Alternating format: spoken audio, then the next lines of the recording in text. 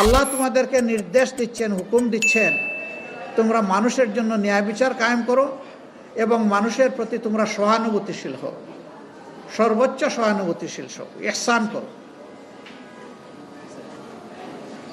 ওয়া ইতাইজিল কুরবা, আর যারা তোমাদের আপনজন তাদের হক তাদেরকে দাও।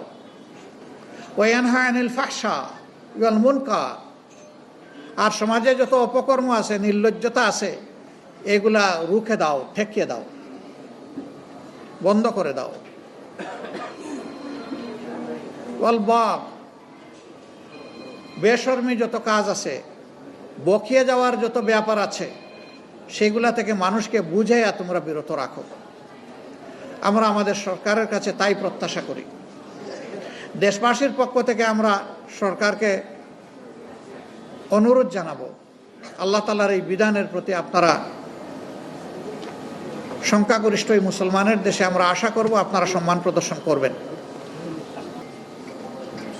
যদি আপনারা আল্লাহর বিধানের প্রতি সম্মান প্রদর্শন করেন তাহলে আল্লাহ তাআলা আপনাদেরকে সম্মানিত করবেন।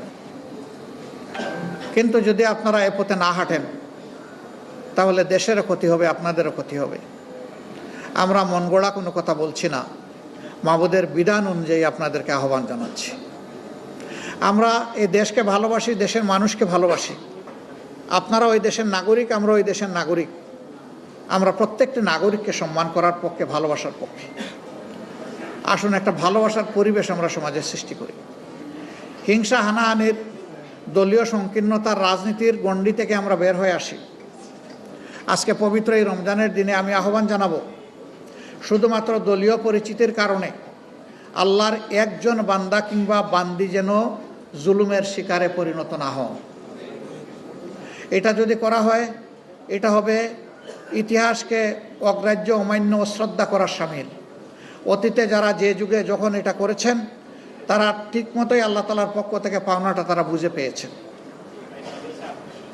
আমরা আশা করব সরকার আল্লাহ তাআলার সন্তুষ্টভাজন কাজগুলা করবে। যে কাজে আল্লাহ তাআলা অসন্তুষ্ট হন সেই কাজ থেকে নিজেরা বিরত থাকবে এবং দেশবাসীকে রক্ষা করার তারা চেষ্টা করবেন।